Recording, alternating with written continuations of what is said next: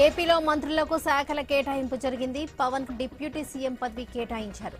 అలాగే పంచాయతీరాజ్ గ్రామీణాభివృద్ధి శాఖలను పవన్ కళ్యాణ్ చూసుకోనున్నారు. అచ్చెన్నాయుడుకు వ్యవసాయ శాఖ, కొల్లు రవీంద్రకు గనుల శాఖ, నాదెండ్ల మనోహర్కు పౌర సరఫరాల శాఖ, పొంగునూరు నారాయణకు పట్టణాభివృద్ధి శాఖ, వంగలపూడి అనితకు హోంశాఖ, సత్యకుమార్కు ఆరోగ్య శాఖను కేటాయించారు చంద్రబాబు.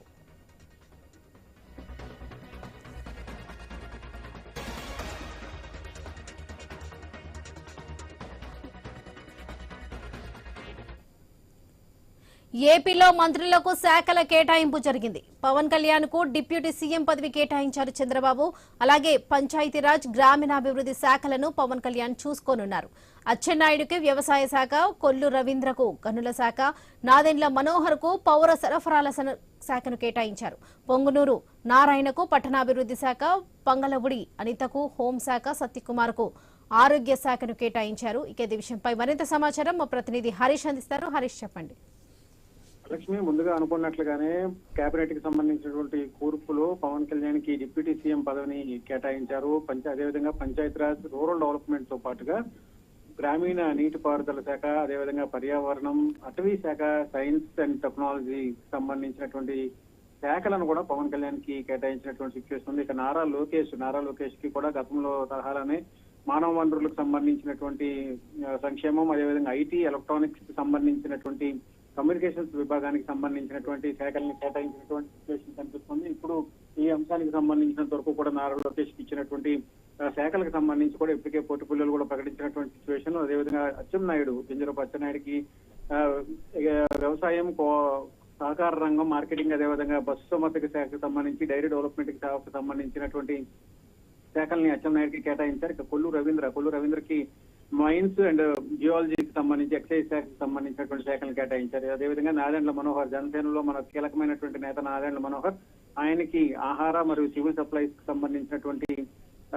శాఖల్ని కేటాయించారు. అదేవిధంగా మరో మంత్రి పొంగునూరు నారాయణ, ఆయన గతంలో కూడా చంద్రబాబు కేబినెట్ లో మంత్రిగా పనిచేశారు. అదే శాఖను మళ్ళీ కేటాయించారు. మున్సిపల్ అడ్మినిస్ట్రేషన్, అర్బన్ డెవలప్మెంట్ కి సంబంధించినటువంటి శాఖల్ని నారాయణకి కేటాయించారు. అదేవిధంగా మంగళపూడి అనితకి హోంమంత్రి, అదేవిధంగా డిజాస్టర్ మేనేజ్మెంట్ కి సంబంధించి, ఇది కూడా అందరూ ఊహించిందే, మంగళపూడి హోంమంత్రి ఇస్తారన్నట్టు ఒక ప్రచారం జరిగింది. అనుకున్నట్టుగానే వనరులకి హోంమంత్రి పదవిని కేటాయించారు. సత్యకుమార్ యాదవ్ ఆయన కూడా బీజేపీ నుంచి వచ్చారు. ఇక ఆయనకి ఆరోగ్యం, కుటుంబ సంక్షేమ శాఖ, అదేవిధంగా మెడికల్ ఎడ్యుకేషన్ కి సంబంధించి శాఖలు కేటాయించారు. ఇక డాక్టర్ నిమ్మల రామానాయుడికి నీటిపారుదల శాఖకు సంబంధించి, వాటర్ రిసోర్స్ కు సంబంధించినటువంటి విభాగాలను కేటాయించారు. ఇక మొహమ్మద్ ఫరూక్ ఒకే ఒక మైనార్టీ మంత్రి, ఆయనకి చట్టపరంగా మైనార్టీ సంక్షేమానికి సంబంధించినటువంటి శాఖలతో పాటుగా లా అండ్ జస్టిస్ కి సంబంధించినటువంటి శాఖలు కేటాయించారు. ఇక మరో సీనియర్ మంత్రిగా ఉన్నటువంటి ఆనం రామనారాయణ రెడ్డికి దేవాదాయ శాఖ మంత్రిగా ఇచ్చినటువంటి సిచ్యువేషన్ ఉంది. మరో సీనియర్ నేత పయ్యావుల కేశవ్ కి ఆర్థిక శాఖ, ప్లానింగ్ కి సంబంధించినటువంటి శాఖల్ని కేటాయించారు. అదేవిధంగా అనగాని సత్యప్రసాద్, ఈయన చాలా సీనియర్ శాసనసభ్యుడిగా ఉన్నారు. 3 సార్లు వరుసగా టీడీపీ నుంచి గెలుపొందినటువంటి వ్యక్తి. ఆయనకి రెవెన్యూ అండ్ రిజిస్ట్రేషన్ స్టాంప్స్ కి సంబంధించినటువంటి శాఖల్ని కేటాయించారు అనగాని సత్యప్రసాద్ కి. అదేవిధంగా కొలుసు పారసారథి, ఈయన ఇటీవల ఎన్నికల్లో గెలుపొందారు, మంత్రి పదవిని కూడా దక్కించుకున్నారు. కొలుసు పారసారథికి హౌసింగ్ మరియు సమాచార శాఖకు సంబంధించినటువంటి విభాగాలను కేటాయించారు. ఇక మరో సీనియర్ గా ఉన్నటువంటి డోలా బాల వీరాంజనేయ స్వామి, ఆయనకి సాంఘిక సంక్షేమానికి సంబంధించినటువంటి శాఖలను కేటాయించారు. అదేవిధంగా గుట్టిపాటి రవికుమార్ కి సంబంధించి ఎనర్జీ డిపార్ట్మెంట్ కి సంబంధించినటువంటి శాఖలు కేటాయించారు. ఇక కందుల దుర్గేషన్లో అత్యంత కీలకమైనటువంటి వ్యక్తి, ఆయనకి టూరిజం, పర్యాటక శాఖకు సంబంధించినటువంటి సినిమాటోగ్రఫీని కూడా శాఖను కేటాయించారు. ఇక్కడ గుమ్మడి సంధ్యారాణి మరో కీలకమైనటువంటి మహిళా సంక్షేమానికి సంబంధించినటువంటి శాఖలను కేటాయించారు. ఇక బీసీ జనార్దన్ రెడ్డికి రోడ్లు, భవనాలకు సంబంధించినటువంటి ఇన్ఫ్రాస్ట్రక్చర్ కి సంబంధించినటువంటి శాఖలను కేటాయించారు. అదేవిధంగా డీజీ భరత్ పరిశ్రమలు, అదేవిధంగా ఈ కామర్స్ కి సంబంధించి, ఫుడ్ ప్రాసెసింగ్ కి సంబంధించినటువంటి శాఖలను కేటాయించారు. ఇక సవిత మరో మహిళా మంత్రి, ఆమెకు కూడా బీసీ సంక్షేమానికి సంబంధించినటువంటి టెక్స్టైల్, హ్యాండ్లూమ్స్ కి సంబంధించినటువంటి శాఖలను కేటాయించారు. మరో మంత్రి సుభాష్ కి లేబర్ డిపార్ట్మెంట్, అదేవిధంగా ఇన్సూరెన్స్ బాయిలరీస్ కి సంబంధించిన ఇన్సూరెన్స్ మెడికల్స్ కి సంబంధించినటువంటి సర్వీసులకు సంబంధించినటువంటి శాఖలు కేటాయించారు. కొండపల్లి శ్రీనివాసులకు సంబంధించి ఎన్ఆర్ఐ ఎంపవర్మెంట్ కి సంబంధించినటువంటి రిలేషన్స్, చిన్న పరిశ్రమలు, అదేవిధంగా భారీ పరిశ్రమలకు సంబంధించినటువంటి శాఖలు కేటాయించారు. ఇక రాంప్రసాద్ మండిపల్లి రాంప్రసాద్ రెడ్డికి రవాణా శాఖ, అదేవిధంగా యువజన క్రీడా శాఖలకు సంబంధించినటువంటి పోర్ట్ఫోలియోలను కేటాయించారు. మొత్తం మీద చూసుకుంటే కనుక 24 మంది మంత్రులకి, చంద్రబాబుతో కలుపుకుని 25 మంది శాఖలకు సంబంధించినటువంటి మంత్రులు, వీళ్ళందరికీ కూడా పోర్ట్ఫోలియోలకు సంబంధించినటువంటి కేటాయింపులు జరిగాయి. ఈ అంశం పైన త్వరలో కేబినెట్ కూడా సమావేశం జరగబోతుంది. ఆ శాఖలకు సంబంధించినటువంటి కేబినెట్ కి సంబంధించినటువంటి మంత్రులందరూ కూడా ఆయా పోర్ట్ఫోలియోని కేంద్రంగా చేసుకుని శాఖలకు సంబంధించినటువంటి పర్యవేక్షణ చేసేటువంటి సిచ్యువేషన్ ఉంది. ప్రధానంగా చూసుకుంటే కనుక కొణిదెల పవన్ కళ్యాణ్ ముందుగా అందరూ ఊహించినట్టుగానే డిప్యూటీ సీఎం, ఏకైక సీఎం డిప్యూటీ సీఎం పదవిని ఒకటే ఇచ్చారు. గత ప్రభుత్వంలో 5 వరకు కూడా డిప్యూటీ సీఎం ఇచ్చారు. కానీ ఈసారి అలా కాకుండా డిప్యూటీ సీఎం ఒకే పదవిని కేటాయించారు. అందులో భాగంగానే పవన్ కళ్యాణ్ కి ఆ శాఖను కేటాయించారు. అదేవిధంగా మున్సిపల్ శాఖకు సంబంధించి నారాయణ గతంలో కూడా ఆయన టీడీపీ హయాంలో మున్సిపల్ శాఖ మంత్రిగా పనిచేశారు. ఇప్పుడు ఆయనకి మళ్ళీ అదే శాఖను కేటాయించారు. అదేవిధంగా నారా లోకేష్ కి కూడా ఐటీకి సంక్షేమానికి సంబంధించినటువంటి ఆ శాఖను కేటాయించడం ద్వారా పోర్ట్ఫోలియోలకు సంబంధించి ఇప్పటివరకు జరుగుతున్నటువంటి ప్రచారానికి పూర్తిగా చెక్ పెట్టినటువంటి సిచ్యువేషన్ ఉంది. Varalakshmi. Right Harish, thank you.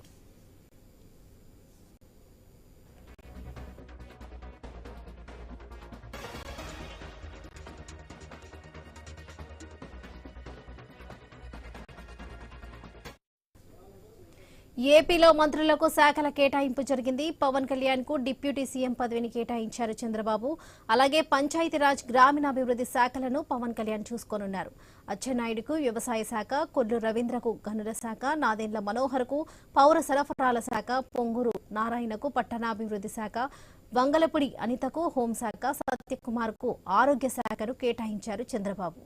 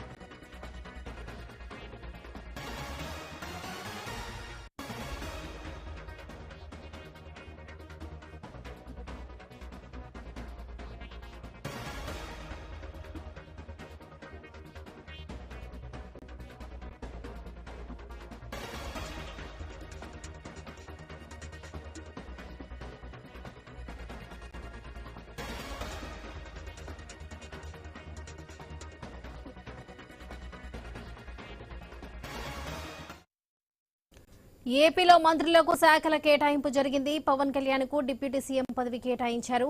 అలాగే పంచాయతీరాజ్, గ్రామీణాభివృద్ధి శాఖలను పవన్ కళ్యాణ్ చూసుకోనున్నారు. అచ్చెన్నాయుడుకు వ్యవసాయ శాఖ, కొల్లు రవీంద్రకు గనుల శాఖ, నాదెండ్ల మనోహర్ కు పౌర సరఫరాల శాఖ, పొంగునూరు నారాయణకు పట్టణాభివృద్ధి శాఖ, వంగలపూడి అనితకు హోంశాఖ, సత్యకుమార్కు ఆరోగ్య శాఖ కేటాయించారు చంద్రబాబు.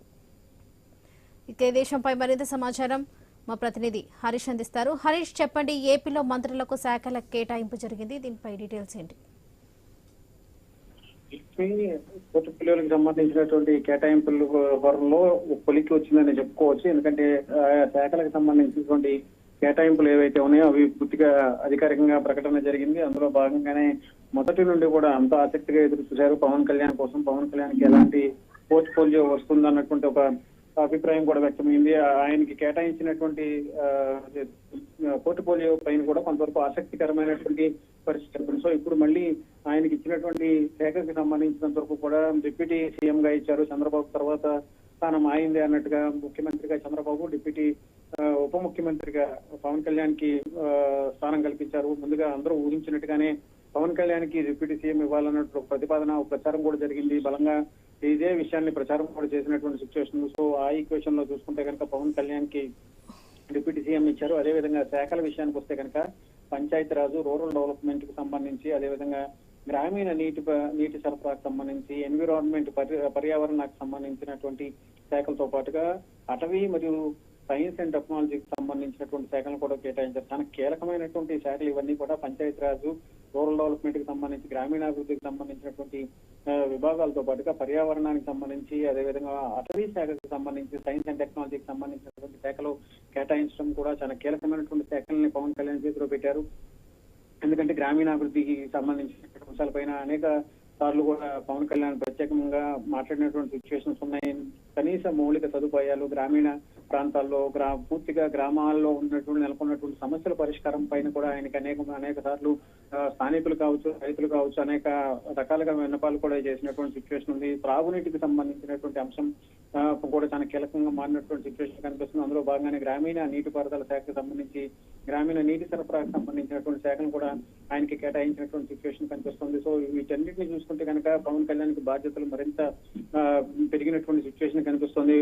ఎమ్మెల్యేగా గెలుపొందిన తర్వాత ఆయనకి డిప్యూటీ సీఎం గా, ఉప ముఖ్యమంత్రిగా పదవి బాధ్యతలు అప్పగించడంతో పాటుగా చాలా కీలకమైనటువంటి శాఖల్ని పంచాయతీరాజు, అదేవిధంగా స్థానిక సంస్థలకు సంబంధించి, స్థానికంగా గ్రామీణ ప్రాంతాలకు సంబంధించినటువంటి అంశాలు, మౌలిక సదుపాయాలకు సంబంధించినటువంటి వ్యవహారంతో పాటుగా మరో కీలకమైనటువంటి శాఖ ఎన్విరాన్మెంట్, పర్యావరణానికి సంబంధించి పర్యావరణ పరిరక్షణలో భాగంగా ప్రత్యేకంగా చర్యలు తీసుకోవాల్సినటువంటి సిచ్యువేషన్ ఉంటుంది. కాబట్టి విభజన తర్వాత పర్యావరణానికి ఇచ్చినటువంటి ప్రాధాన్యత కూడా అంతంత మాత్రంగానే ఉన్నటువంటి సిచ్యువేషన్ కనిపిస్తున్నటువంటి నేపథ్యంలో కీలకమైనటువంటి శాఖలను కూడా పవన్ కళ్యాణ్ కి అప్పచెప్పారు. అందులో భాగంగానే పర్యావరణ శాఖ కూడా పవన్ కళ్యాణ్ ఖాతాలోకి వచ్చింది. ఇక ఫారెస్ట్, అటవీ శాఖకు సంబంధించి గతంలో కూడా ఉమ్మడి రాష్ట్రంలో కూడా చాలా కీలకమైనటువంటి నిర్ణయాలు తీసుకున్నటువంటి సిచ్యువేషన్ ఉంది. అయితే విభజన తర్వాత అటవీ శాఖకు సంబంధించినటువంటి శాఖ పూర్తిగా నిర్లక్ష్యానికి గురైందన్నటువంటి ఒక విమర్శ కూడా ఉంది. అయితే ఇప్పుడు పవన్ కళ్యాణ్ కి అటవీ శాఖ కూడా కేటాయించడం ద్వారా ఎలాంటి సిచ్యువేషన్స్ ఉంటాయి, వారి అటవీ శాఖలో ఎలాంటి మార్పులు చేర్పులు ఉంటాయి అన్నది కూడా ఒక రకంగా చర్చనీయాంశంగా మారింది. ఎందుకంటే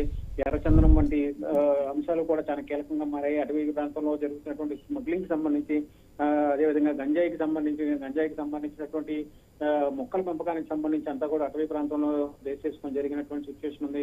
ఎర్రచందనానికి సంబంధించినటువంటి స్మగ్లింగ్ కావచ్చు, ఎర్రచందనం అక్రమ రవాణాకు సంబంధించినటువంటి అంశాలు కావచ్చు, ఇవన్నీ కూడా అటవీ శాఖకు సంబంధించినటువంటి పరిధిలోనే ఉంటున్నటువంటి సిచ్యువేషన్ కనిపిస్తుంది. సో ఇలాంటి సిచ్యువేషన్స్ లో ఇప్పుడున్నటువంటి పరిస్థితుల్లో పవన్ కళ్యాణ్ కి అటవీ శాఖను కూడా కేటాయించడం కూడా సంచలనంగా మారినటువంటి పరిస్థితి కనిపిస్తుంది. దీంతో పాటు సైన్స్ అండ్ టెక్నాలజీకి సంబంధించి రాబోయేటువంటి సాంకేతిక జ్ఞానాన్ని ఉపయోగించుకోవడం, సైన్స్ ని పూర్తిగా అమల్లోకి తీసుకురావడం ద్వారా సైన్స్ అండ్ టెక్నాలజీకి సంబంధించినటువంటి సేవల్ని రాష్ట్రానికి తీసుకురావడం, వాటిని మరింత అభివృద్ధి చేయడం, వాటికి సంబంధించినటువంటి ఫలాలని రాష్ట్ర ప్రజలకు అందించేటువంటి ప్రయత్నం పవన్ కళ్యాణ్ చేయాల్సినటువంటి సిచ్యువేషన్ ఉంటుంది. సో వాటన్నిటిని కూడా పవన్ కళ్యాణ్ పూర్తిగా ఓవర్కమ్ చేయాల్సినటువంటి పరిస్థితి ఉంటుంది. దీంతో మరింతగా పవన్ కి సంబంధించినటువంటి కేటాయించినటువంటి శాఖలు ఏవైతే ఉన్నాయో అవన్నీ కూడా పూర్తిగా కీలకమైనటువంటి శాఖలుగా ఉన్నటువంటి సిచ్యువేషన్ మనం చూస్తున్నాం. పంచాయతీరాజ్ మొదలుకొని రూరల్ డెవలప్మెంట్ కి సంబంధించినటువంటి విభాగాలతో పాటుగా గ్రామీణ నీటిపారుదలకు సంబంధించినటువంటి శాఖలు, పర్యావరణానికి సంబంధించి, అదేవిధంగా అటవీ శాఖ, సైన్స్ అండ్ టెక్నాలజీ, ఇలా వరుసగా దాదాపుగా 4 నుంచి 5 శాఖల వరకు కూడా పవన్ కళ్యాణ్ కు కేటాయించారు. ఇంకా మరో కీలకమైనటువంటి నేత నారా లోకేష్ కి కూడా హ్యూమన్ రిసోర్స్ డెవలప్మెంట్, అదేవిధంగా ఐటీ, ఎలక్ట్రానిక్స్ అండ్ కమ్యూనికేషన్స్ సంబంధించి శాఖను కూడా కేటాయించారు. గతంలో కూడా పవన్ కళ్యాణ్, నారా లోకేష్ ఐటీకి సంబంధించినటువంటి పెట్టుబడులు, ఐటీకి సంబంధించినటువంటి పరిశ్రమలు, ఐటీకి సంబంధించినటువంటి కంపెనీలు తీసుకురావడంలో పూర్తిగా సక్సెస్ అయ్యారు. మంగళగిరి లాంటి నియోజకవర్గం నుంచి వచ్చినటువంటి నారా లోకేష్ అక్కడ కూడా మంగళగిరిలో కూడా పెద్ద ఎత్తున ఐటీ కంపెనీలన్నీ కూడా ఏర్పాటు చేసినటువంటి సిచ్యువేషన్ ఉంది. అయితే తెలుగుదేశం పార్టీ ఎప్పుడైతే ఓటమి పాలైందో ఆ తర్వాత మంగళగిరి ప్రాంతంలో ఎక్కడా కూడా ఐటీకి సంబంధించినటువంటి కంపెనీ ఉన్నటువంటి దాఖలా లేవు. అవన్నీ కూడా ఎత్తేసినటువంటి పరిస్థితి ఉంది. ఇప్పుడు మళ్ళీ వాటిని తిరిగి ఏర్పాటు చేయటం, వాటిని ఫలాలని స్థానికంగా ఉన్నటువంటి యువతకి ఉపాధి అవకాశాలకు సంబంధించినటువంటి అంశాలపైన తీసుకురావటం, ఇదంతా కూడా నారా లోకేష్ ప్రస్తుతం ముందున్నటువంటి సవాలుగా చెప్పుకోవచ్చు. మానవ వనరులకు సంబంధించినటువంటి డెవలప్మెంట్ కి సంబంధించినటువంటి అంశాలు కూడా ఇందులో మిళితమైనటువంటి పరిస్థితి. యువతకి ఉపాధి అవకాశాలు, అదేవిధంగా ఏదైతే శాఖలకు సంబంధించినటువంటి సాఫ్ట్వేర్ కి సంబంధించినటువంటి సంస్థలు వచ్చిన తర్వాత వారికి పూర్తిగా మౌలిక సదుపాయాలు కల్పించడం, వాటిని యువతకి ఉపాధి అవకాశాలు కల్పించే విధంగా చర్యలు తీసుకోవడం, ఇదంతా కూడా ఇప్పుడు మళ్ళీ స్టార్టింగ్ నుంచి మొదలు పెట్టాల్సినటువంటి సిచ్యువేషన్ వచ్చింది. ఎందుకంటే ఇప్పుడు ఏపీలో ఎక్కడా కూడా ఐటీకి సంబంధించినటువంటి దాఖలాలు అనేవి చాలా తక్కువగా ఉన్నటువంటి పరిస్థితి కనిపిస్తుంది. టీడీపీకి ప్రభుత్వ హయాంలో ఉన్న ఐటీ కంపెనీలకు సంబంధించినటువంటి అభివృద్ధి కూడా జరిగినటువంటి సిచ్యువేషన్ ఉంది. టీడీపీ అంటేనే టెక్నాలజీ ఐటీ కంపెనీలు అనే విధంగా తీర్చిదిద్దినటువంటి సిచ్యువేషన్ వచ్చింది. అయితే ఇప్పుడు గడిచిన 5 ఏళ్లలో పూర్తిగా ఐటీ కంపెనీలకు సంబంధించి చాలా దూరం అయ్యామనేటువంటి ఒక అభిప్రాయం కలిగింది. అందులో భాగంగానే ఎవరైతే యువత ఉన్నారో ఆ యువతకు సంబంధించి ఐటీ కంపెనీలు ఎక్కడ కూడా ఏపీలో లేకపోవడంతో అక్కడ ఉన్న హైదరాబాద్ కి, అదేవిధంగా తెలంగాణ, అదేవిధంగా కర్ణాటక వంటి బెంగళూరు వంటి రాష్ట్రాలకి వెళ్ళిపోయినటువంటి సిచ్యువేషన్ ఉంది. వాళ్ళందరికీ కూడా ఇప్పుడు మళ్ళీ ఏపీలో సదుపాయాలు కల్పించడం, వారందరినీ కూడా తిరిగి ఏపీ వైపు మళ్లించే దిశగా మానవ వనరులకు సంబంధించినటువంటి అభివృద్ధి, ఐటీ కమ్యూనికేషన్స్ సంబంధించి ఆర్టీజీకి సంబంధించినటువంటి శాఖలను మరింత అభివృద్ధి చేయాల్సినటువంటి సిచ్యువేషన్ ఏర్పడింది. స్టార్టింగ్ నుంచి గ్రౌండ్ లెవెల్ నుంచి మళ్ళీ వీటన్నిటికీ పునాదులు వేసుకుంటూ రావాల్సినటువంటి సిచ్యువేషన్ ఏర్పడింది. ఇప్పుడు ఐటీ కంపెనీలకు సంబంధించినటువంటి శాఖలకు సంబంధించినటువంటి కేటాయింపులకు సంబంధించినటువంటి అంశంలో కూడా గతంలో నారా లోకేష్ ఉంది కాబట్టి ఆయన ఐటీ కంపెనీలకు సంబంధించినటువంటి ఉద్యోగులతో కూడా అనేక సార్లు ముఖాముఖి సమావేశాలు నిర్వహించారు. ఎన్నికల సమయంలో కూడా ఐటీకి సంబంధించినటువంటి యువత ఎవరైతే ఉన్నారో ఆయన కోసం పనిచేసినటువంటి సిచ్యువేషన్ ఉంది. ఎన్నికల్లో కూడా నారా లోకేష్ గెలుపు కోసం ఐటీకి సంబంధించినటువంటి యువత పెద్ద ఎత్తున ఉపాధి అవకాశాలను కోరుకుంటూ ఆయన కలిసి వివిధ రకాలైనటువంటి సమస్యలను కూడా వివరించారు. ఎలాగా ఐటీని ఏపీలో డెవలప్ చేయాలి, ఐటీ సంస్థలను ఎలా తీసుకురావాలి, ఎలా పెట్టుబడులను ఎలా ఆకర్షించాలి, ఐటీ సంస్థలకు సంబంధించినటువంటి అంశాల్లో ఏపీకి సంబంధించినటువంటి యువత ఎలాంటి శిక్షణ ఇవ్వాలి, వాళ్ళకి స్కిల్ డెవలప్మెంట్ కి సంబంధించినటువంటి అంశాలు ఇవన్నీ కూడా పూర్తిగా మిళితమై ఉన్నటువంటి పరిస్థితి ఉంది. కాబట్టి ఇప్పుడు మళ్ళీ తిరిగి 5 ఏళ్ల కాలంలో ఐటీకి సంబంధించినటువంటి కంపెనీలను తీసుకురావడం ఒక ఎత్తు అయితే, అందుకు సంబంధించినటువంటి వనరులను కల్పించడం, వారికి సంబంధించినటువంటి సంస్థలకు సంబంధించి ఏర్పాటుకు సంబంధించినటువంటి భరోసా కల్పించడం, వారికి కల్పించాల్సినటువంటి సిచ్యువేషన్ ఉంటుంది. ఎందుకంటే గత 5 ఏళ్లలో వైఎస్ఆర్ కాంగ్రెస్ పార్టీకి సంబంధించినటువంటి ప్రభుత్వం ఉన్న వాళ్ళు కూడా పూర్తిగా ఐటీ కంపెనీలన్నీ కూడా దివాళా తీసి వెళ్ళిపోయినటువంటి సిచ్యువేషన్ ఉంది. ఇప్పుడు అవన్నీ కూడా తిరిగి రావాలంటే కనుక వాళ్ళు కూడా కొంచెం ఆలోచించేటువంటి సిచ్యువేషన్ ఉంటుంది. ఏపీలో పెట్టినటువంటి పెట్టుబడులు, ఐటీ కంపెనీలకు సంబంధించిన పెట్టుబడులు ఎంతవరకు ఉపకరిస్తాయి అన్నటువంటి ఒక అనుమానం కూడా వ్యక్తం అవుతున్నటువంటి నేపథ్యంలో ఇప్పుడు వారందరికీ కూడా భరోసా కల్పించడం, మరి భరోసా కల్పించి ఆ కంపెనీలు తీసుకొచ్చి ఇక్కడ ఉపాధి అవకాశాలు కల్పించడం, ఇక్కడ ఉన్నటువంటి ఏపీలో ఉన్నటువంటి యువతకి పూర్తిగా మనోధైర్యం కల్పించడం, వారికి భరోసా కల్పించాల్సినటువంటి సిచ్యువేషన్ ఉంటుంది. సో వాటిని కూడా ఓవర్కమ్ చేయాల్సినటువంటి పరిస్థితి ఉంటుంది. కాబట్టి కీలకమైనటువంటి ఐటీకి సంబంధించి, మానవ వనరుల అభివృద్ధికి సంబంధించి, హ్యూమన్ రిసోర్సెస్ సంబంధించినటువంటి శాఖలను మళ్ళీ నారా లోకేష్ కి అప్పచెప్పినటువంటి సిచ్యువేషన్ ఉంది. అదేవిధంగా వ్యవసాయానికి సంబంధించి, కోఆపరేటివ్ మార్కెటింగ్ శాఖలకు సంబంధించి, డైరీ డెవలప్మెంట్ కి సంబంధించి, ఫిషరీస్, యానిమల్ అంటే పశుసంవర్ధక శాఖకు సంబంధించినటువంటి శాఖలను కూడా అచ్చెన్నాయుడికి కేటాయించారు. గతంలో కూడా ఆయన మంత్రిగా పనిచేసినటువంటి సిచ్యువేషన్ అయితే ఇప్పుడు ఆ శాఖలకు సంబంధించినటువంటి మార్పులు జరిగినటువంటి సిచ్యువేషన్ కనిపిస్తున్నటువంటి నేపథ్యంలో ఇప్పుడు ఆయనకి శాఖలు కేటాయించిన తర్వాత డైరీ డెవలప్మెంట్ కి సంబంధించి, వ్యవసాయానికి సంబంధించి, కోఆపరేటివ్ మార్కెటింగ్ శాఖలకు సంబంధించినటువంటి సంస్థలు మళ్ళీ తిరిగి రావడం, వాటిని అన్నింటినీ కూడా మళ్ళీ తిరిగి గాడిలో పెట్టేటువంటి ప్రయత్నం చేయాల్సినటువంటి సిచ్యువేషన్ కనిపిస్తుంది.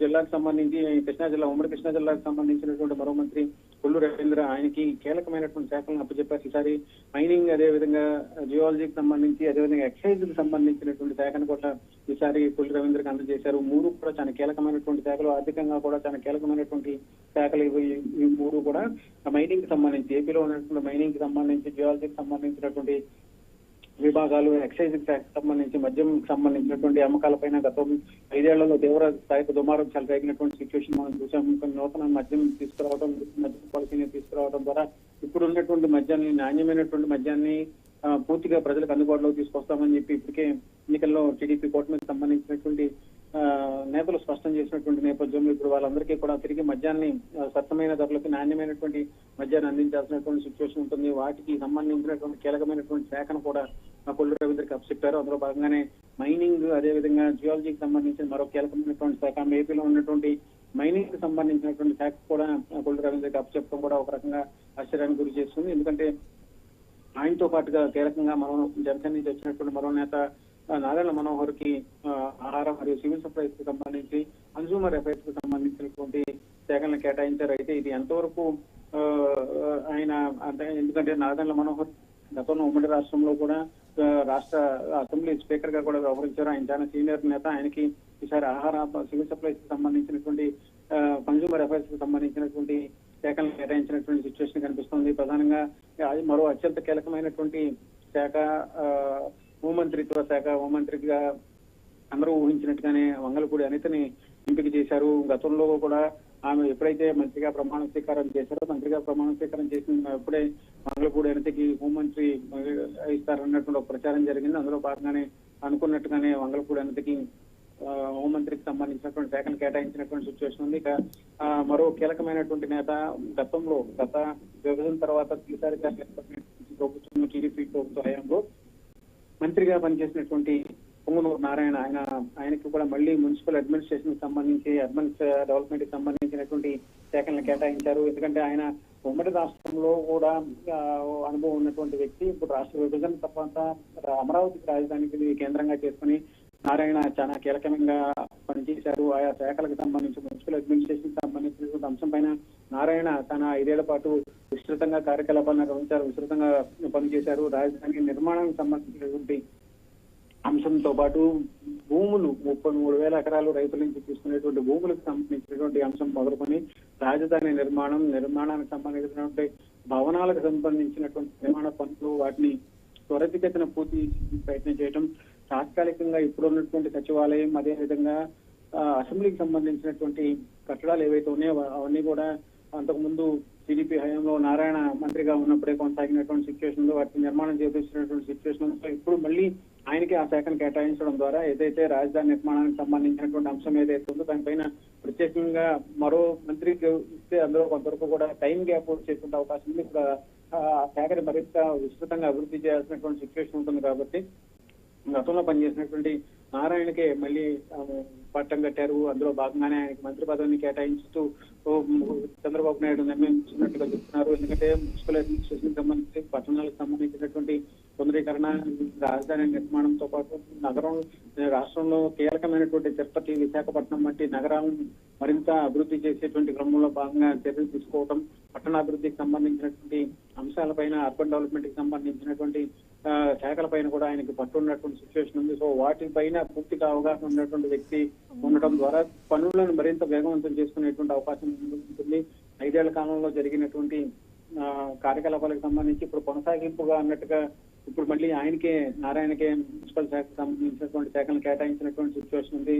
ఇది అత్యంత కీలకమైనటువంటి శాఖ కావడంతో దీనిపైన ప్రత్యేకమైనటువంటి దృష్టి ఉంటుంది. డెవలప్మెంట్ కి సంబంధించి ఏదైతే 5 ఏళ్ల కాలంలో అభివృద్ధి జరగలేదు అన్నటువంటి ఒక ప్రచారం విస్తృతంగా జరిగినటువంటి నేపథ్యంలో ఇప్పుడు రాజధానికి సంబంధించినటువంటి నిర్మాణాన్ని పూర్తిగా వేగవంతం చేయడం, 5 ఏళ్ల కాలంలో పూర్తిగా నిర్మాణాలన్నింటినీ రాజధానికి ఒక రూపు తీసుకొచ్చి పూర్తి స్థాయిలో రాజధాని ముఖ చిత్రాన్ని ప్రజలకు పరిచయం చేయడం, ప్రజలకి అందుబాటులోకి తీసుకురావడం కోసం చేయాల్సినటువంటి ప్రయత్నాలన్నీ కూడా వేగవంతం చేయాల్సినటువంటి సిచ్యువేషన్ ఉంటుంది. కాబట్టి అందులో భాగంగానే నారాయణకి ఇచ్చారన్నటువంటి ఒక అభిప్రాయం వ్యక్తం అవుతున్నటువంటి సిచ్యువేషన్ కనిపిస్తుంది. ఇది చాలా కీలకమైనటువంటి శాఖ కావడంతో దీనిపైన అందరి దృష్టి ఉంటుంది. రాజధాని నిర్మాణానికి సంబంధించినటువంటి అంశంలో వీటన్నిటిపైన కూడా ప్రత్యేకమైనటువంటి ఫోకస్ పెట్టారు. అందులో భాగంగానే నారాయణకి మున్సిపల్ అడ్మినిస్ట్రేషన్ సంబంధించినటువంటి శాఖని కేటాయించారు.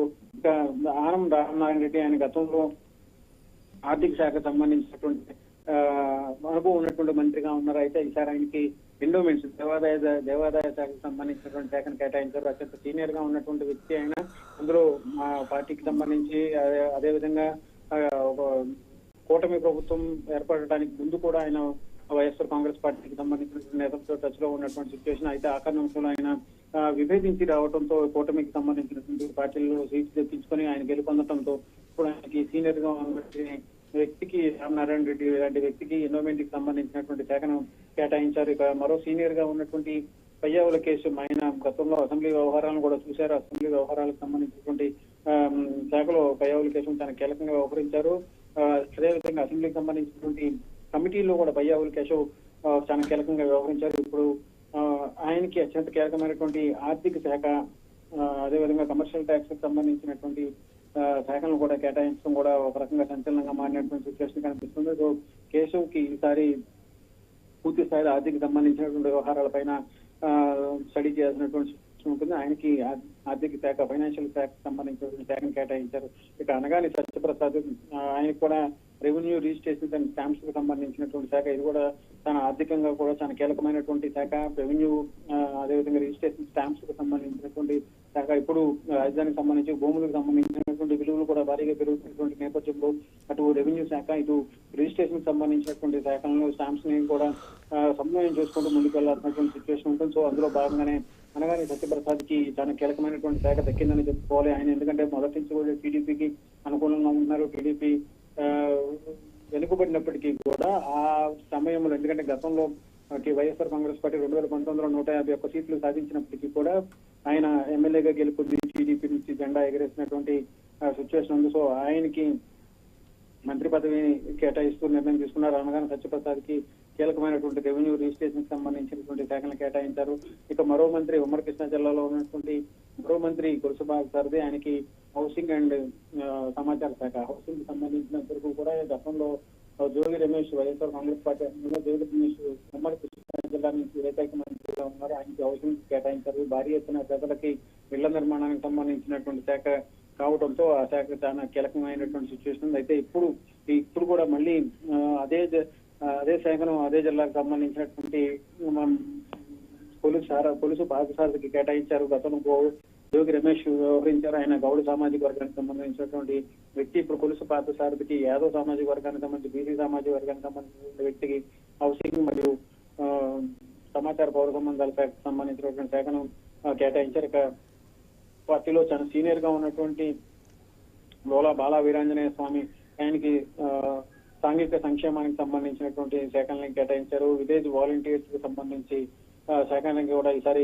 క్రియేట్ చేసి అందులో సచివాలయాలకు సంబంధించి సీనియర్ సిటిజన్స్ వెల్ఫేర్, సచివాలయానికి సంబంధించినటువంటి శాఖలను ఈసారి కొత్తగా దీన్ని ప్రత్యేకంగా ప్రవేశపెడుతున్నట్టుగా తెలుస్తుంది. ఎందుకంటే సీనియర్ సిటిజన్స్ కి సంబంధించినటువంటి సంక్షేమం, సచివాలయాలు, విలేజ్ వాలంటీర్లకు సంబంధించి, సాంఘిక సంక్షేమానికి సంబంధించి వీటన్నిటికీ కూడా ప్రత్యేకంగా మంత్రిని నియమించినటువంటి సిచ్యువేషన్ కనిపిస్తుంది. అందులో భాగంగానే డోలా బాల వీరాంజనేయ స్వామికి శాఖను కేటాయించినట్టుగా కనిపిస్తుంది. ఇక మిగిలినటువంటి జూనియర్స్ అందరికీ కూడా పూర్తిగా శాఖను కేటాయించారు. ప్రధానంగా జనసేన నుంచి వచ్చినటువంటి కందుల దుర్గేష్ కి పర్యావరణానికి సంబంధించి, టూరిజం కు సంబంధించి, అదేవిధంగా టూరిజం కల్చర్ కు సంబంధించి, అదేవిధంగా సినిమాటోగ్రఫీకి సంబంధించినటువంటి శాఖని కందుల దుర్గేష్ కి కేటాయించారు. గతంలో సినిమాటోగ్రఫీకి సంబంధించినటువంటి శాఖని పేరు నాని వైఎస్ఆర్ కాంగ్రెస్ పార్టీ హయాంలో నిర్వహించారు. ఇప్పుడు కందుల దుర్గేష్ కి శాఖను కేటాయించారు. ఇంకా మరో అత్యంత కీలకమైనటువంటి శాఖ మహిళా శిశు సంక్షేమం. ఈ శాఖని మరో మహిళా మంత్రిగా ఉన్నటువంటి సంజయరానికి కేటాయించినటువంటి సిచ్యువేషన్ ఉంది. మొత్తం మీద చూసుకుంటే కనుక దాదాపు అన్ని శాఖలకి సంబంధించి ఎవరైతే సీనియర్స్ జూనియర్స్ ఉంటారో వాళ్ళందరికీ వాళ్ళకు ఉన్నటువంటి అనుభవాన్ని దృష్టిలో పెట్టుకుని, వాళ్ళకు ఉన్నటువంటి సిచ్యువేషన్స్ ని దృష్టిలో పెట్టుకుని సాంఘిక సంక్షేమానికి మొదలుకొని రెవెన్యూకి సంబంధించి అత్యంత కీలకమైనటువంటి శాఖలు, ఆర్థిక సంబంధించినటువంటి శాఖలన్నింటినీ కూడా ఆయా మంత్రులు కేటాయించారు. సో ఇప్పుడున్నటువంటి ఈక్వేషన్ చూసుకుంటే కనుక చాలా కీలకమైనటువంటి శాఖలన్నింటినీ కూడా జూనియర్లను కూడా ఎంపిక చేసినటువంటి సిచ్యువేషన్ కనిపిస్తుంది. అందులో భాగంగానే కొత్తగా మంత్రిగా బాధ్యతలు వహించినటువంటి మండిపల్లి రామప్రసాద్ రెడ్డికి రవాణా, అదేవిధంగా యువజన సంక్షేమానికి సంబంధించినటువంటి శాఖలను కేటాయించారు. సో ఇక్కడ కూడా కొంతమంది జూనియర్స్, ఎక్కువ మంది 17 మంది వరకు కూడా జూనియర్స్ కొత్తగా మంత్రులు అయినటువంటి వాళ్ళు ఉన్నారు. సో వారందరికీ కూడా అధికమైనటువంటి ప్రాధాన్యత ఇస్తూ కీలకమైనటువంటి శాఖలను ఇచ్చారు. 3 మహిళలకి మంత్రివర్గంలో స్థానం దక్కినటువంటి నేపథ్యంలో వాళ్ళందరికీ కూడా కీలకమైనటువంటి శాఖలు కేటాయించారు. అనాదిగా వస్తున్నట్టుగానే హోంమంత్రికి సంబంధించి హోంమంత్రికి మహిళని ఏర్పాటు చేయడంలో విభజన తర్వాత నుంచి కూడా మహిళకి ప్రాధాన్యత ఇస్తున్నటువంటి నేపథ్యంలో మహిళకి కేటాయిస్తూ నిర్ణయం తీసుకున్నటువంటి సిచ్యువేషన్ ఉంది. మొత్తం మీద చూసుకుంటే కనుక ఏపీలో ఏదైతే పోర్టుఫోలియోలకు సంబంధించి అంశంపై జరుగుతున్నటువంటి ప్రచారం ఏదైతే ఉన్నదో వాటికి చెక్ పెడుతూ ఇప్పుడు 24 మంది మంత్రులకి శాఖలను కేటాయిస్తూ నిర్ణయం తీసుకున్నారు. ఇది భారీ ఎత్తున ఏపీలో ఒక సంచలనంగా మారినటువంటి సిచ్యువేషన్ కనిపిస్తుంది. ప్రభుత్వం ఏర్పడిన తర్వాత శాఖలకు సంబంధించినటువంటి అంశాలు ఎలా ఉంటాయి, ఎవరెవరికి ఎలాంటి శాఖలు వస్తాయన్నటువంటి ఒక అభిప్రాయం, ఒక ప్రచారం జరిగినటువంటి నేపథ్యంలో అత్యంత కీలకంగా జనసేన అధినేత పవన్ కళ్యాణ్ కి సంబంధించినంత వరకు ఎలాంటి శాఖలు ఉంటాయి అనేది కూడా ప్రచారం జరిగింది. వాటన్నిటిపైన కూడా ఇప్పుడు క్లారిటీ వచ్చినట్టుగా చెప్పుకోవచ్చు. ఎందుకంటే పవన్ కళ్యాణ్ కి ఏ శాఖ వస్తుందా అన్న దానిపైన కూడా బెట్టింగ్లు కూడా జరిగినటువంటి సిచ్యువేషన్ ఉంది. ఆయనకి డిప్యూటీ సీఎం వస్తుందా రాదా అన్నది ఒక ప్రచారం కూడా జరిగినటువంటి సిచ్యువేషన్ ఉంది. డిప్యూటీ సీఎం గా పవన్ కళ్యాణ్ చూస్తామన్నటువంటి ఒక సంతోషం పవన్ కళ్యాణ్ కి సంబంధించినటువంటి అభిమానులు కావచ్చు, జనసేనకు సంబంధించినటువంటి అభిమానులు కావచ్చు కల్పించినటువంటి సిచ్యువేషన్ ఉంది. సో వాటన్నిటినీ ఇప్పుడు కొలికి తీసుకొచ్చారు. అందరూ అనుకున్నట్టుగానే డిప్యూటీ సీఎం గా పవన్ కళ్యాణ్ తన స్థానాన్ని దక్కించుకున్నటువంటి సిచ్యువేషన్ ఉంది. వారితో పాటు కీలకమైనటువంటి శాఖలను కూడా పవన్ కళ్యాణ్ కి చంద్రబాబు అప్పగించారు. సో మొదటిసారిగా గెలిచిన తర్వాత, ఎమ్మెల్యేగా గెలిచిన తర్వాత, పవన్ కళ్యాణ్ తొలిసారిగా ఎమ్మెల్యేగా గెలిచిన తర్వాత ఆయనకి నేరుగా ఉప ముఖ్యమంత్రి పదవి దక్కడం ఒక ఎత్తు అయితే అందుకు సంబంధించి కీలకమైనటువంటి శాఖలు కూడా దక్కించుకోవడం కూడా ఒక రకంగా సంచలనంగా మారిందని చెప్పుకోవచ్చు. మొత్తం మీద చూసుకుంటే కనుక కూటమి ప్రభుత్వం ఏర్పడిన తర్వాత బీజేపీకి సంబంధించినటువంటి ఎమ్మెల్యేకి మంత్రి పదవి ఇవ్వటం, అదేవిధంగా జనసేన నుంచి ముగ్గురికి మంత్రి పదవులు ఇవ్వటం, వారికి కీలకమైనటువంటి శాఖలను అప్పచెప్పడం, ఈ మొత్తం వ్యవహారం చూసుకుంటే కనుక చాలా కీలకంగా ఏపీలో రాజకీయాలు ఆసక్తికరంగా మారినటువంటి పరిస్థితి కనిపిస్తుంది. కూటమికి సంబంధించినటువంటి ప్రభుత్వం పూర్తిగా సమన్వయం చేసుకుంటూ మూడు పార్టీలకు సంబంధించినటువంటి నాయకత్వం అంతా కూడా సమన్వయం చేసుకుంటూ ముందుకు వెళ్లాలన్న ఒక ఉద్దేశంతో ఉన్నారు. కాబట్టి ఇప్పుడు ఎట్టి పరిస్థితుల్లోనూ ఆయా శాఖలకు సంబంధించినటువంటి అంశాలపైన ఎటువంటి వివాదం లేకుండా, ఎటువంటి ఇబ్బంది లేకుండా, ఒక రోజు ఆలస్యమైనప్పటికీ కూడా చాలా స్పష్టమైనటువంటి విధానంతో శాఖలను ప్రకటించినట్టుగా కనిపిస్తుంది. ప్రభుత్వం ముందు చూపుతో వ్యవహరిస్తూ ముందుగా ఆయా శాఖలకు సంబంధించినటువంటి వ్యక్తులు ఎవరైతే ఉంటారో, ఆ మంత్రులు ఎవరైతే ఉంటారో, ఆ మంత్రులు ఎవరైతే ఎక్కడ ఏ శాఖకి పూర్తిగా అనువుగా ఉంటారు అన్నటువంటి ఒక అభిప్రాయం ఉందో, వారికి సంబంధించినటువంటి అవగాహన కావచ్చు, వారికి సంబంధించినటువంటి ఎడ్యుకేషన్ కావచ్చు, వారికి ఉన్నటువంటి రాజకీయ అవగాహన కావచ్చు, వీటన్నిటిని కూడా బేరీజ్ వేసుకుని శాఖలకు సంబంధించినటువంటి కేటాయింపులు జరిగినాయి. అందులో భాగంగానే కీలకమైనటువంటి శాఖలు, హోంమంత్రిత్వ శాఖలో మహిళకి కేటాయించడం అనాదిగా వస్తున్నటువంటి ఆనవాయితీని గౌరవించారు. అదే విధంగా మహిళా శిశు సంక్షేమానికి సంబంధించి కూడా అధిక ప్రాధాన్యత ఇచ్చారు. ఇక క్రీడలు, యువజన సంక్షేమానికి సంబంధించినటువంటి శాఖలు కూడా కేటాయించినటువంటి సిచ్యువేషన్ కనిపిస్తుంది. ప్రధానమైనటువంటి హౌసింగ్ కి సంబంధించినటువంటి అంశం, హౌసింగ్ కూడా చాలా కీలకమైనటువంటి శాఖగా ఇప్పుడు మారినటువంటి పరిస్థితి కనిపిస్తుంది. ఎందుకంటే ప్రతి ఒక్కరికి సొంత ఇంటిని కళను నెరవేర్చాలన్నటువంటి ఒక ప్రధానమైనటువంటి హామీ కూడా కూటమికి సంబంధించినటువంటి ప్రభుత్వం ఇచ్చినటువంటి సిచ్యువేషన్ ఉంది. సో వీటిని కూడా పూర్తిగా ఫుల్ఫిల్ చేసే విధంగా ఆయా శాఖలకు సంబంధించినటువంటి మంత్రులకు బాధ్యతలు అప్పగించినటువంటి సిచ్యువేషన్ కనిపిస్తుంది. మొత్తం మీద చూసుకుంటే కనుక చాలా కీలకంగా కూటమి ప్రభుత్వం రికార్డు స్థాయిలో భారీ ఎత్తున 160కి పైగా సీట్లను దక్కించుకుని ప్రభుత్వం ఏర్పాటు చేయడం ఒక రికార్డు అయితే, దానికి తగ్గట్టుగా పవన్ కళ్యాణ్ సముచితమైనటువంటి స్థానం ఇచ్చే విధంగా చంద్రబాబు తర్వాత ఉన్నటువంటి వ్యక్తి పవన్ కళ్యాణ్ మాత్రమే అన్నటువంటి ఒక సిగ్నల్ ని, ఒక సంకేతాన్ని ప్రజల్లోకి పంపించడం ద్వారా కూటమిలో ఎలాంటి ఇబ్బంది లేకుండా ఉండే విధంగా, కూటమిలో ఎలాంటి మనస్పర్ధలు రాకుండా ఉండే విధంగా చర్యలు తీసుకోవాలన్నటువంటి ముందు చూపుతో ప్రభుత్వం సమన్వయంతో ముందుకు వెళుతుంది. ఈ విషయంలో ఇప్పటికే రకరకాలుగా సోషల్ మీడియాలో ఇష్టానుసారంగా ప్రచారం చేస్తున్నటువంటి నేపథ్యంలో వాటన్నిటిపైన కూడా ఇప్పటికే నాగబాబు లాంటి జనసేన కీలక నేత చాలా సీరియస్ గా వాటిని కూడా ఇచ్చినటువంటి సిచ్యువేషన్ వచ్చింది. కూటమి స్ఫూర్తిని కంటిన్యూ చేస్తాము, కూటమి స్ఫూర్తితో ప్రభుత్వం పాలన సాగిస్తుంది. ఎటువంటి ఇబ్బందులకు క్రియేట్ చేయాలని చూసినా, ఎటువంటి అసత్య ప్రచారాలు చేయాలని చూసినా, కూటమి స్ఫూర్తిని దెబ్బతీయాలని చూస్తే మాత్రం పరిణామాలు చాలా తీవ్రంగా ఉంటాయని చెప్పి నాగబాబు లాంటి వ్యక్తులు హెచ్చరించినటువంటి సిచ్యువేషన్ కనిపిస్తున్నటువంటి నేపథ్యంలో ఇప్పుడు మంత్రివర్గానికి సంబంధించినటువంటి శాఖల కేటాయింపు కూడా ఒక కొలిక్కి వచ్చింది. ఈ అంశాలపైనే మరి కాసేపట్లో ముఖ్యమంత్రి నారా చంద్రబాబు నాయుడు అమరావతి సచివాలయానికి వెళ్తారు. 3 గంటల నుంచి సాయంత్రం 5 గంటల వరకు ఆయన సచివాలయంలోనే ఉంటారు. అక్కడ అందుబాటులో ఉన్నటువంటి మంత్రులతో కూడా ఆయన సమావేశం అయ్యేటువంటి అవకాశం కనిపిస్తుంది. ఇక తర్వాత మంచి రోజులు చూసుకొని, అంటే రేపు శనివారం, మళ్ళీ ఆదివారం, సోమవారం వరకు కూడా బక్రీద్ సంబంధించినటువంటి సెలవులు ఉన్నాయి. ఈ నేపథ్యంలో ఆయా శాఖలకు సంబంధించినటువంటి మంత్రులు కూడా తమ ఛాంబర్లో పదవి బాధ్యతలు స్వీకరించేటువంటి అవకాశం ఉంటుంది. సచివాలయంలో ఇప్పటికే ఆయా శాఖలకు సంబంధించినటువంటి ఛాంబర్స్ ను రెడీ చేసినటువంటి సిచ్యువేషన్ ఉంది. పాత మంత్రులకు సంబంధించినటువంటి పేర్లన్నీ కూడా తొలగించారు. కొత్తగా వచ్చేటువంటి మంత్రులకి శాఖలు, అదేవిధంగా వారికి సంబంధించినటువంటి మౌలిక సదుపాయాలు, ఆయా శాఖలకు సంబంధించినటువంటి అధిపతులు ఎవరైతే ఉన్నారో వాళ్ళందరూ కూడా కొత్త మంత్రులకు స్వాగతం పలికేందుకు సన్నాహాలు చేస్తున్నారు. అమరావతి సచివాలయం వేదికగా 2-3 పాటు పెద్ద ఎత్తున కొత్తగా వచ్చినటువంటి మంత్రులు బాధ్యతలు స్వీకరించేటువంటి అవకాశం ఉంది. Varalakshmi. Right, thank you Harish.